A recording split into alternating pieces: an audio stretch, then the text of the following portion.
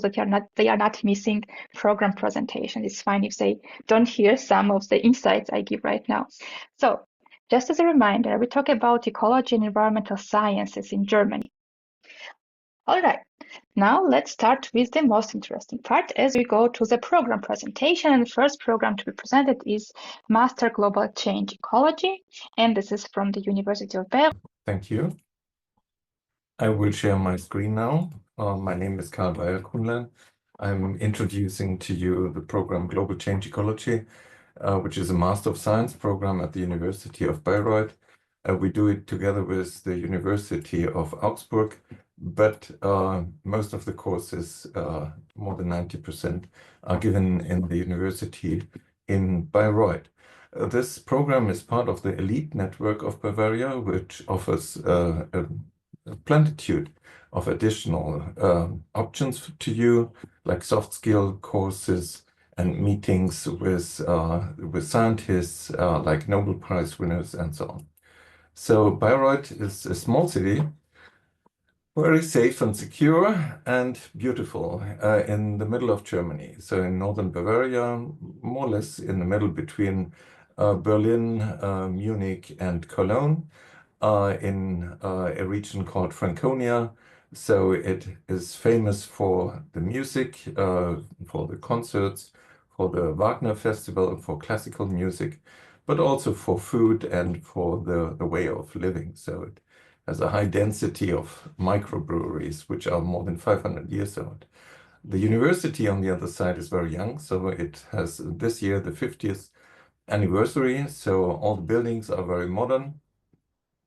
And it's focused on natural sciences, and it's focused additionally on law, economics, and engineering.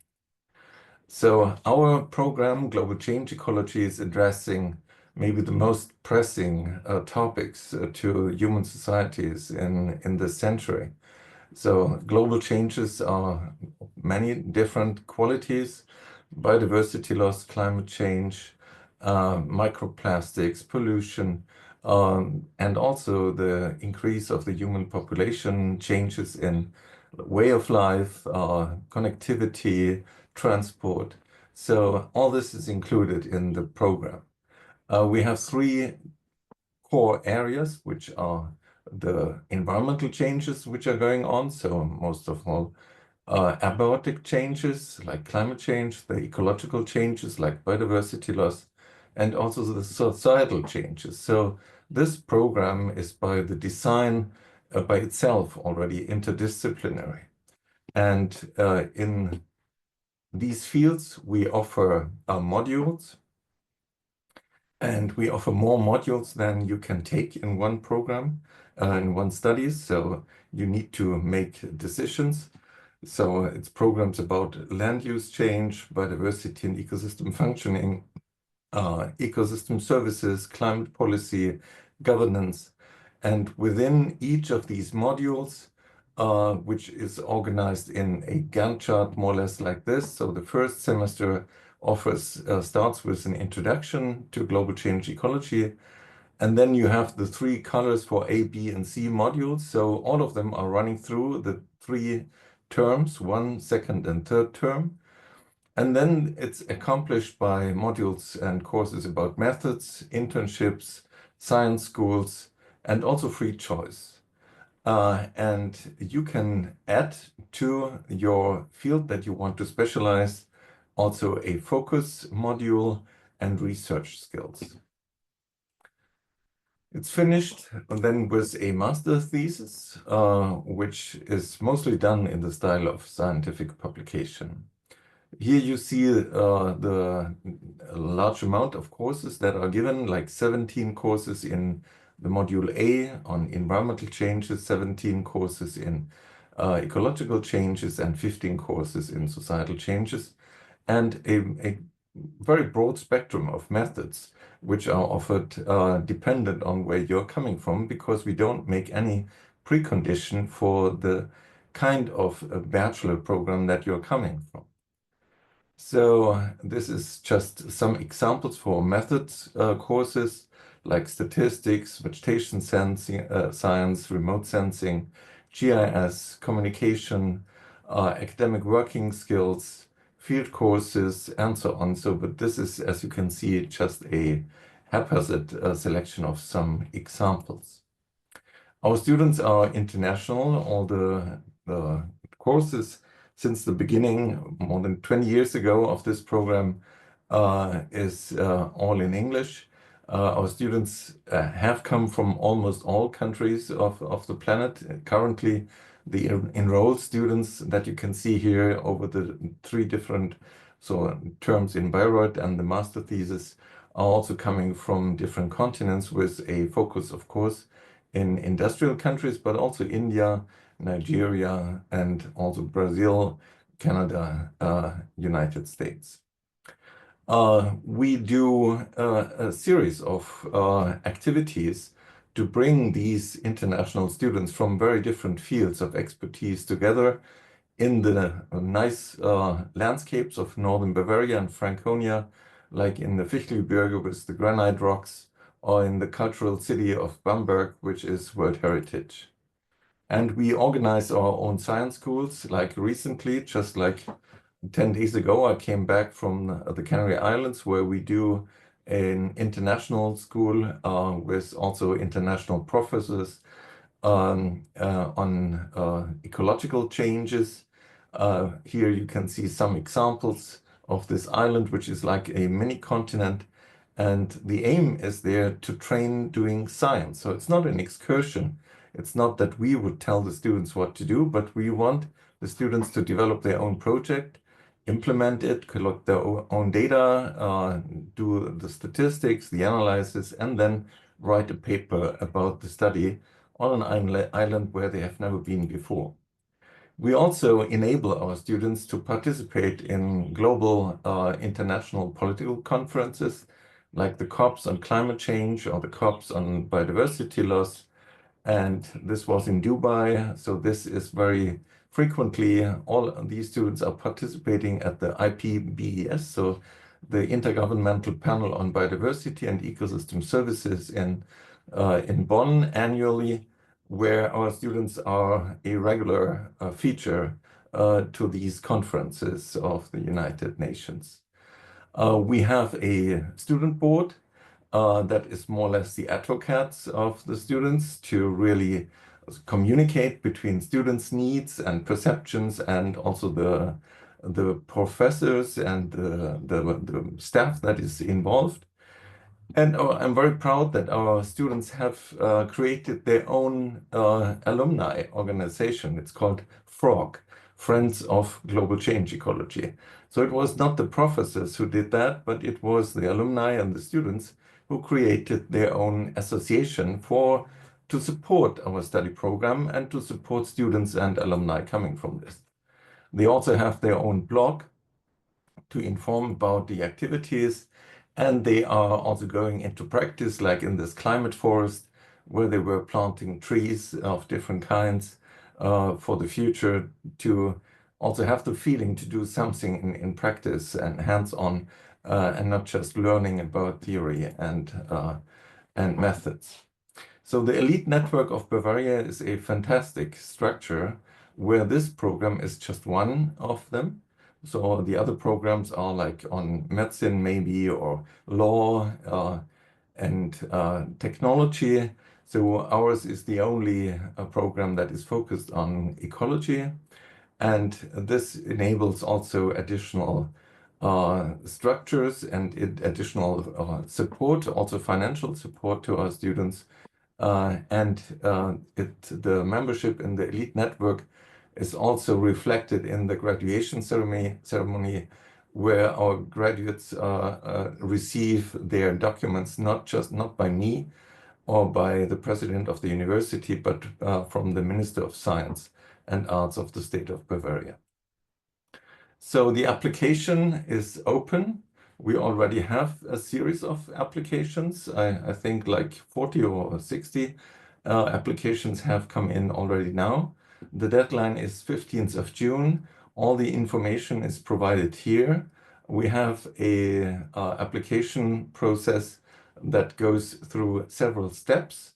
We do a pre-selection on the basis of the documents on your bachelor documents, but also on a letter of motivation that you have to hand in. And for the ones that are successful, then the decision is made after a personal interview of half an hour online. And there is no tuition fee, so the program is free. So the filter is rather to get in, to be accepted, to be convincing, and then you will receive a lot of support, for instance, also by our staff members, 𝘗𝘢𝘷𝘦𝘳𝘆, who is also joining here, Dr. Stephanie Thomas, and Mathilde 𝘗𝘀𝘀𝘀𝘀𝘀𝘀𝘀.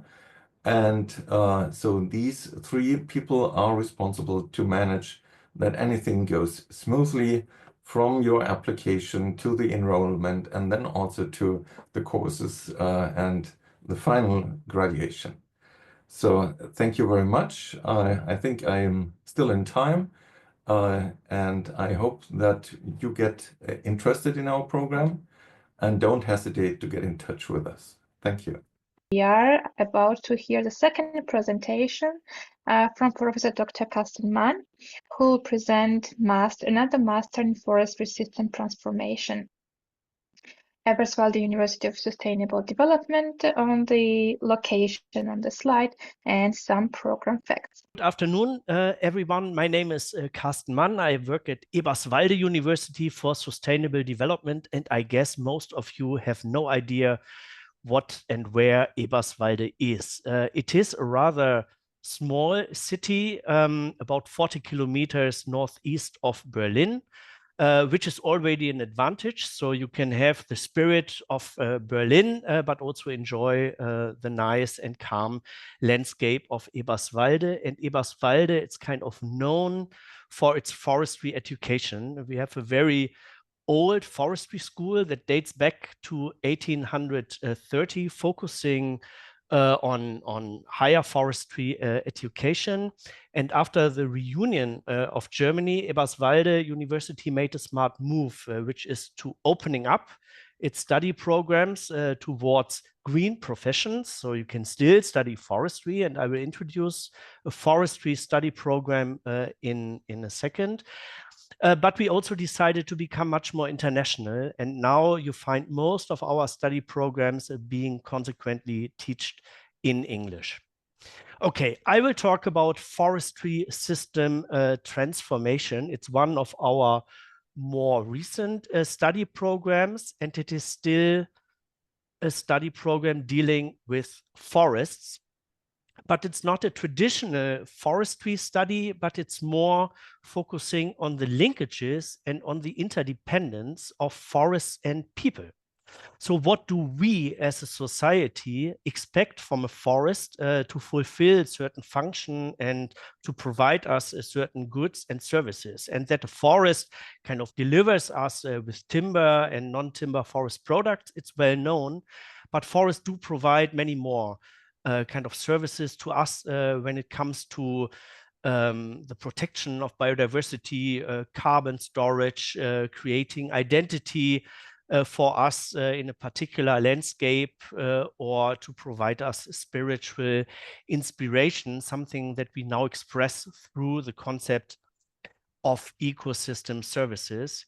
And when we think of the way how forests are managed, and if we start thinking of ways how forests should be managed in the future to keep on going to fulfill us these functions, we have to think about some innovative pathways for transformation, as forests as one of the ecosystems that are most dominant on the Earth's surface are kind of threatened. The large societal challenges are, of course, global warming and climate change that is expressed through an increased amount of droughts and forest fires and pests and calamities, but also issues of biodiversity loss. And it developed in the past decades that forests are seen as part of a global solution in order to tackle these grand societal challenges. And this makes it quite a modern study subject.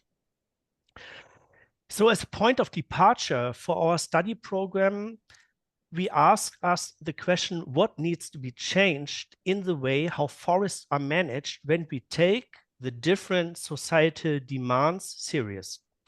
How does a forest need to be managed in order to fulfill its role as a climate protector, or its role in fostering biodiversity, or its role to play an important part in medicine, for example, providing us a therapeutic place where we can go, where we can relax when we take it really for cure purposes. And when we look around on national level, but also upscaled, we can see that there's quite some challenges when it comes to the multifunctionality of forests and of the provision of this wide range of ecosystem services. And there are challenges to overcome. So some of them are rooted in economics. So let's say we have some of these goods and services where we can have a market, where we can define a price for timber, for example, but we have many other services where this is rather challenged because there are more public goods, and how much worth is a species of biodiversity, or how much worth is a nice and beautiful landscape. And in addition, we talk about very different forest ecosystems that differ in their potentials to deliver different forest goods and services. At the same time, we find very diverse forest management systems, and with it different nets of institutions. So institutions as rules, as policies, as traditions, and these differ even within Germany a lot. And the more we upscale to a global level, the more diverse these management and institutional systems become. At the same time, we see a growing societal demand for a range of forest ecosystem services that is quite dynamic. So the role and the perception of what a forest should do for us, it's changing over the time, depending also who we are asking.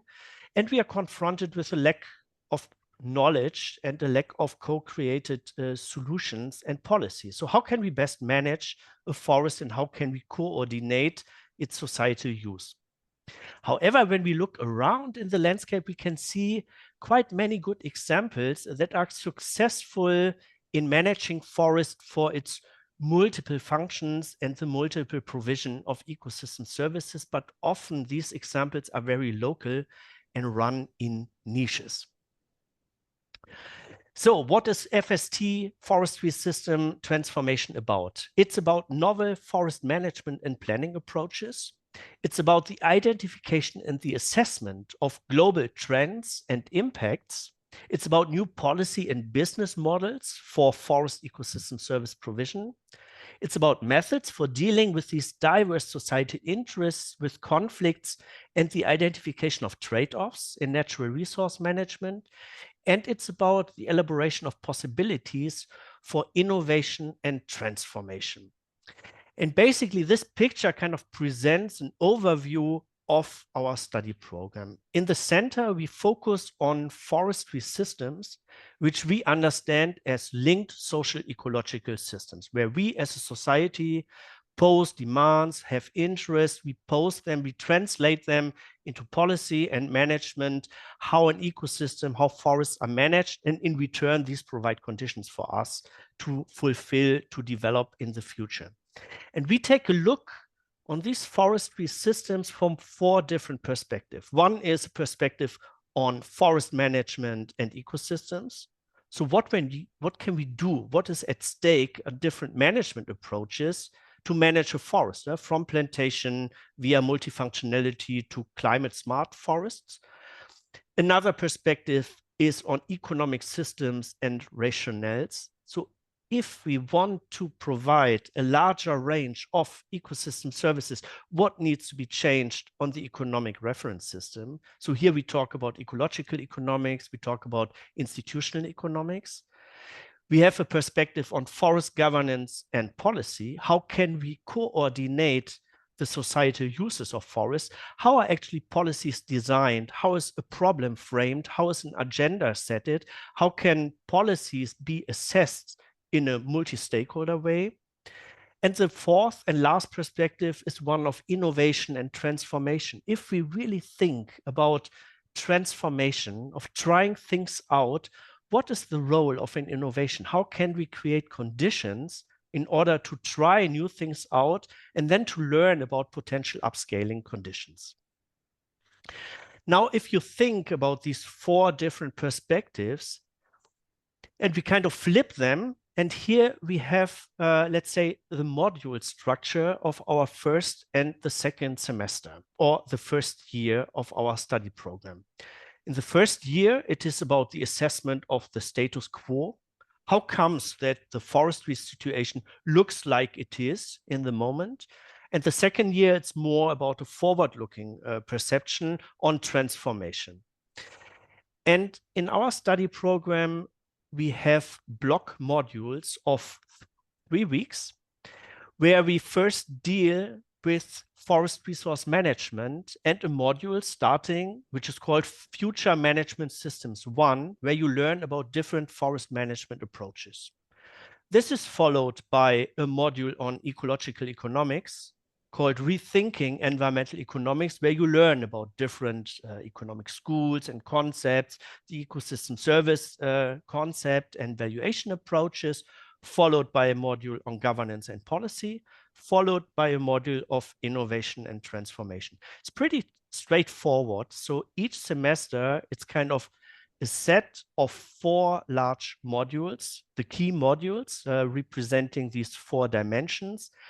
And in light color here, what you see, these are elective modules where particular aspects are deepened for you also to provide the opportunity to work on a specialization direction. So either in forest management or in innovation and transformation or in policy and economics. The second year, it's also a 2-year or 4-semester study program. You are more free. If you want, the third semester, it's a project semester, starting off with 1 module on project management and communication, where you get the skills and the tools in order to set up a project. And then the rest of the semester, it's a research project or a classic internship, where you are supposed to go to a forestry administration, a ministry, a firm, an enterprise, an NGO, a science policy interface organization, and learn about transformation practices. And the 4th semester, it's in the spirit of writing your master thesis. In a nutshell, it means it is a consecutive master study for graduates with a background in forestry, but we open it up a little bit and we also allow students having a background in other subjects of natural resource management, environmental planning, for example, or agricultural sciences. It is a forestry study, but having a socio-economic and a systems-based focus. It is deeply inter and transdisciplinary in the way how we teach and how you learn. We start every winter semester. Duration is 4 semesters, 120 ECTS credits. We have 28 study places, and the language of teaching and working is consequently in English. When we talk about the future job market, actually we believe that we currently co-design a job market together with you. You are trained to be specialized and to work on the science policy and the science business interface of all organizations that are depending on sustainable natural resource management and supply. And these are for large parts companies in the area of bioeconomy, the new voluntary carbon market, but also the emerging health sector. Of course, you find a place for work in the forestry and timber processing industry, also in forest administration, as long as you have a bachelor in forestry. Many of our graduates work as policy consultancies in international organizations and administrations. That can be ministries, can be international organizations as the FAO or the UN or the GIZ, international certification bodies, and as I said, also forestry administration is possible. You find much more information as in this 10-minute or 15-minute presentations, I fear, in our flyer, and I will provide my German university with a link to this flyer. Also, you find information about other study programs. Application deadline for students outside of the EU is 1st of June. Students from Europe can apply longer until the end of August. Application is open. And we are very much looking forward to welcoming you at 𝘗𝘕𝘳𝘃. FST is highly international. From these 28 study places, we have less than a handful of Germans, and the rest are coming from all over the world. And this is what makes this study program very lively and very attractive, building on the experience of an international community. All right, and I'm looking forward to your questions. Thank you very much, Professor Mann, for the details you provided. I see today we have quite active audience, which means that we can start now with questions. But before that, I think the info package, I hope it's correct, is already in chat. But in case there is additional thing, Professor Mann, let me know, and I will also share that as well. First, I want to mention that before we go with the Q&A, there were some questions about the application. So both programs are using uni-assist to some extent. For Bayreuth, it was VPD. You need VPD to apply, which means that you need to apply for this VPD beforehand. And please do so as early as possible because you need to have VPD before you apply to the university itself. The latest program uses the uni-assist if your foreign degree is coming, if your degree is coming from outside of Germany, you need to apply via uni-assist. And this means that you need to register and upload all documents there. So this is really important, especially like how to know where to upload your documents and how to proceed with all of this bureaucracy. Now I will take the questions. The first came for the first program from Bayreuth University. And the question is, being part of elite group makes application more competitive, or what does it actually mean, elite group? I don't know, whoever, yeah, Professor? Yes, I can answer. So the elite network of Bavaria is a network that is created by economy, so by industries, by companies that gave money to the state of Bavaria to offer special programs in addition to the regular ones like chemistry or biology or geography. And the aim is to train leaders of the future. So our aim is very high.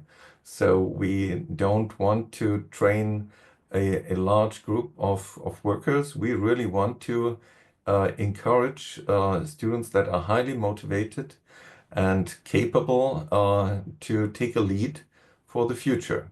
And this is the entire philosophy of the elite network. So elite in a positive sense, so that we need people that take over. And this can't be the old elite. So it must be a young elite. It must be young people that feel a particular responsibility to tackle the challenges. And when it's about global change, then of course you need courage. And that's what we need. That's what we're looking for. Mm-hmm. Thank you so much. Before I take question for Professor Mann, I would like to clarify one thing, because I mentioned uni-assist and Sylvia mentioned or corrected me that it can be done without uni-assist. I thought it needs VPD. You don't need VPD? Sorry. Yeah, sorry if there might be a misunderstanding. Yeah, we need this VPD. Applicants can upload documents already before having this VPD.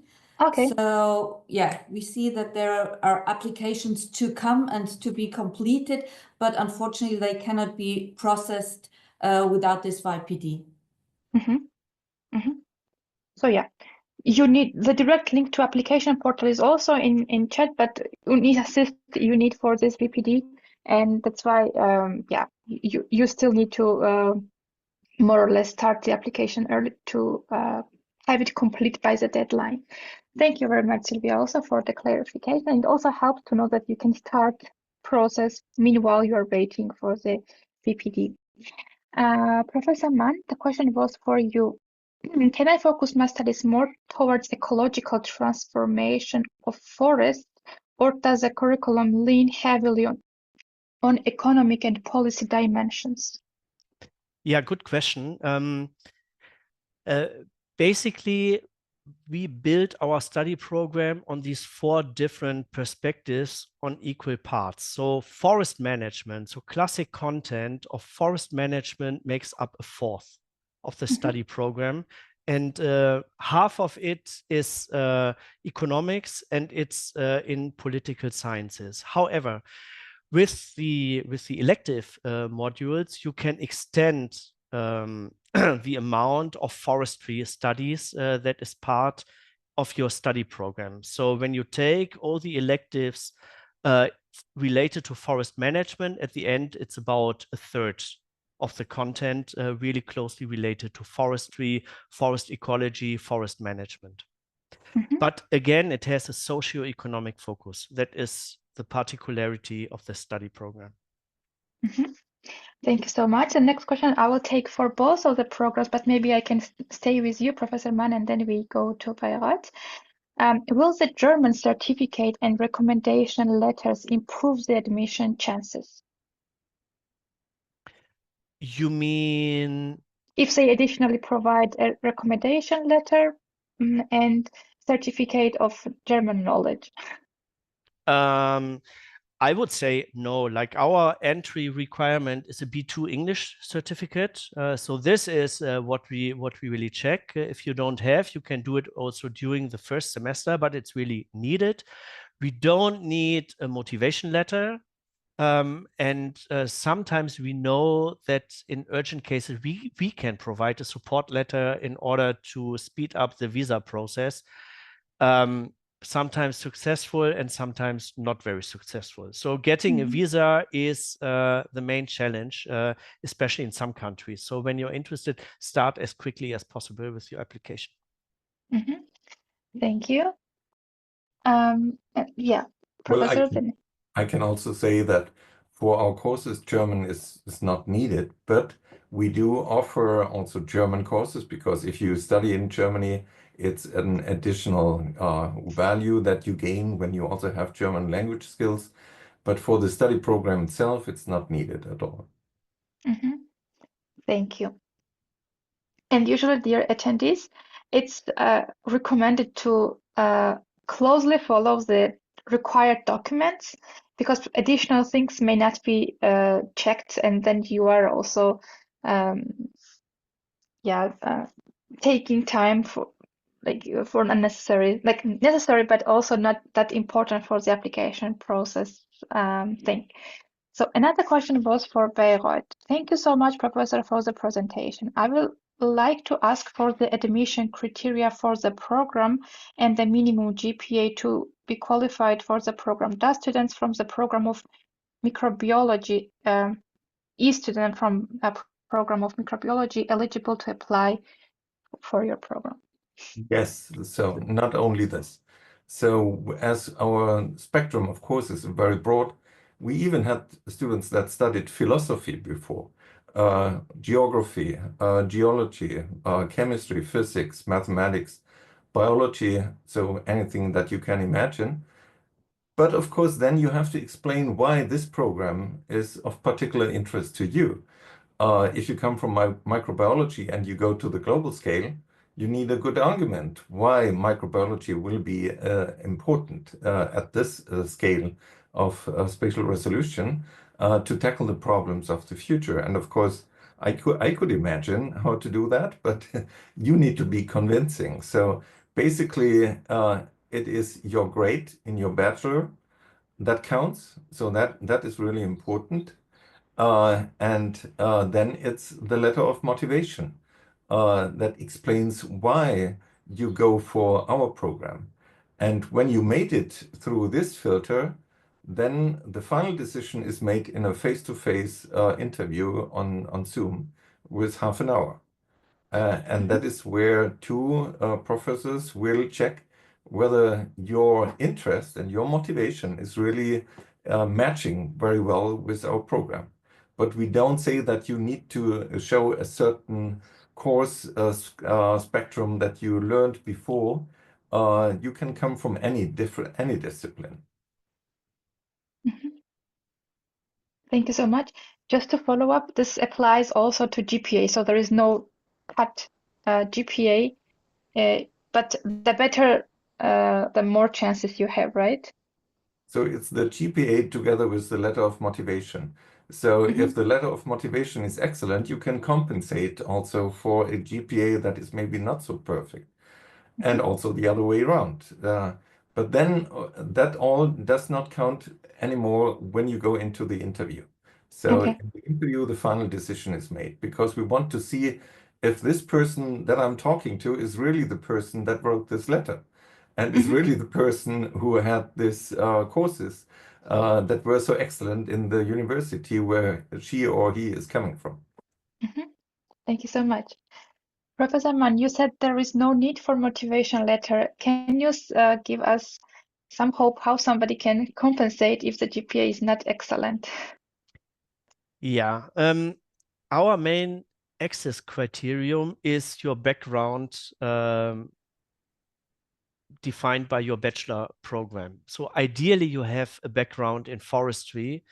If this is not the case, we also accept students having a background in other natural resource management, like I said, agriculture, environmental planning. All this is needed, or you need a fundamental understanding of principles and challenges of the management of natural resources. And that is really, really important. We do not accept computer engineering and mechanical engineering when you're really far away from natural resource management. The GPA and everything, it's not so in the core focus of us. It's our interest that, you know, you are familiar somehow with the topic. And when you have no idea what distinguishes a spruce from a beech, that makes it a little bit challenging, because then we cannot start on a master level when it comes to questions on forestry. We can buffer and deal with this when it comes to economics and policies. We take you on board, but when we start from zero principles of, you know, of ecology and resource management approaches, that makes it challenging. And that's our experience. So this is our main filter function. And also we are a kind of a young study program. So we do not have a numerus clausus. You don't need to bring a motivation letter. And so far also we are not dramatically overbooked. So far the chances are good that you can enter. But for you to make the studies also enjoyable, you should be honest to you. If forestry, it's really something that is of interest for you and not just studying in Germany, for example. Absolutely. Thank you so much. So there a question that was already addressed. I will just read it out, but you don't have to go again because you just addressed this question. Once the study places are limited and the program receives more applicants than there are places, how the program selects the applicant. So it was all discussed. So you have either interview for the first program. Yeah, Professor, you wanted to add? Well, I can say that we have an absolute degree of freedom. So we could take 100 students and we can take 10. So we have no rules, no regulations, no limitations. The limitation that we apply is the personality of the applicant. So we really go for the personality.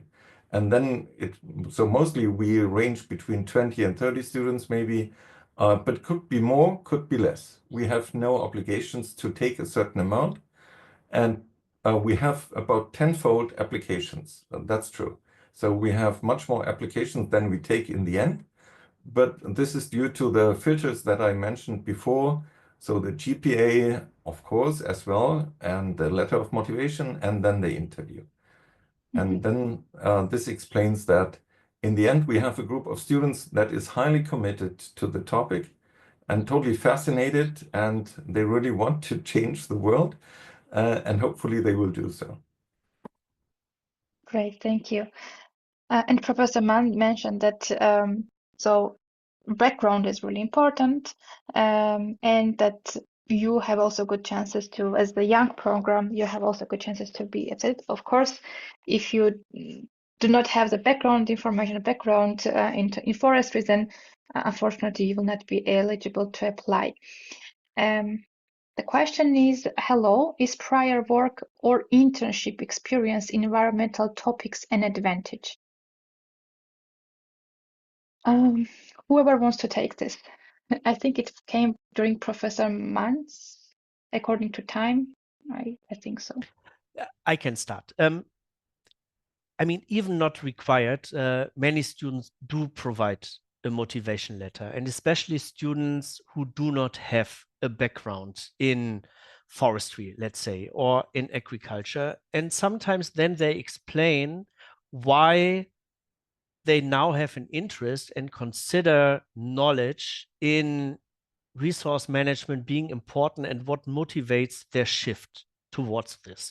At the end, it's a bit similar to what my colleagues from Bayreuth say. At the end, we read these applications and it needs to be somehow convincing. So if we see that there are free spaces left, of course, we have a look also at other applicants. And when you convince us and when you can show that it's really, you know, it's really a convincing argumentation why now you are interested in this subject field, and you can prove it, for example, with help of an internship, or you did something in between your bachelor and now you are starting master studies, it can be an advantage. But formally, it is not required.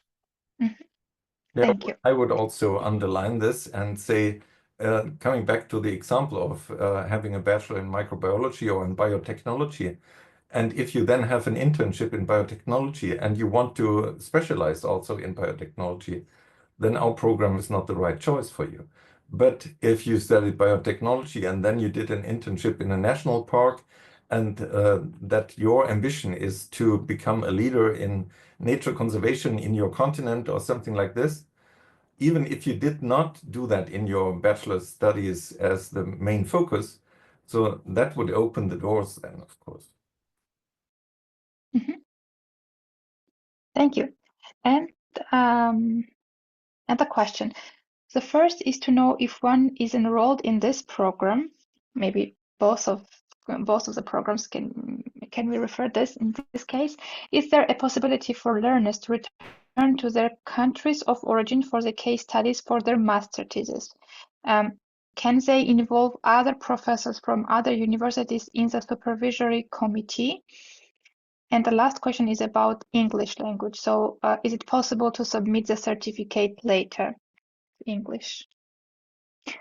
Whoever wants to start. So, well, this is about supervisors and where the master thesis would be done. So many of our theses are done in different countries. And many of our theses are done also with a second supervisor from another university or another country. In some cases also where students are coming from. It's also one of our ambitions to train leaders that go back to their countries and then contribute to the changes there. But we have made the experience, and that's why we have the precondition that the second supervisor must be teaching at the university. So it can't be like a CEO of a company or an NGO or so, because we made the experience if this happens, then the thesis in the end can hardly fulfill the requirements of a master thesis of a university. And then this is to the disadvantage of the students. So we will check the second supervisor. It has to have experience in teaching in a university. And that is the major prerequisite. And then, of course, the second and also major prerequisite is that the topic of the thesis should follow the philosophy of our study program, which is about global changes. So it's not changing like recycling of microplastics in a municipality downtown.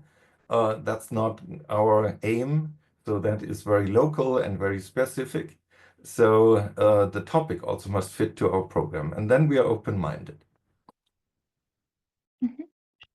Yes, to add to this, very similar at our university, important for us is that your master thesis topic is related to the study program. Of course, one supervisor needs to be coming from Eberswalde University, and for the other one, you are free to suggest. Many students actually go back to their former study program and kind of ask professors from other universities to supervise their master thesis. The same for the third semester project. Also this is theoretically possible that you can go to other countries or return to your home country to conduct your internship there.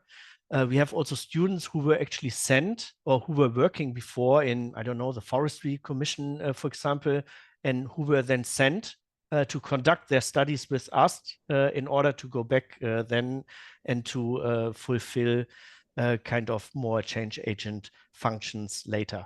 So yes, we are easy. And there was one question on the English certificate, and also this can be submitted during the first semester. So if you don't have it at the beginning of the study program, it's okay, but then you need to work on it. And this is really important because otherwise you cannot follow the content of the study program. It's all in English. We read a lot of text. We have a lot of debates and discussions.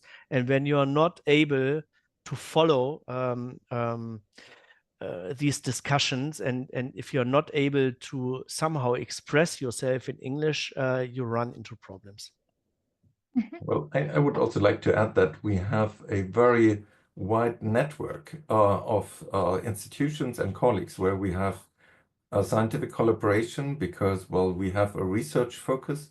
So like in European research projects, but also research centers, where also alumni of our program are already enrolled. So several of our past students are now professors teaching in universities themselves. And we have also the University of Bologna, alma mater studiorum in Italy, the oldest university of Europe. And they, with our support, they copied our study program, Global Change Ecology, so in Italy. And with them, we also have a very intense exchange. Now also professors, two professors from there joined our science school recently. So if you study in our Global Change Ecology program, you're already part of an international network. Great.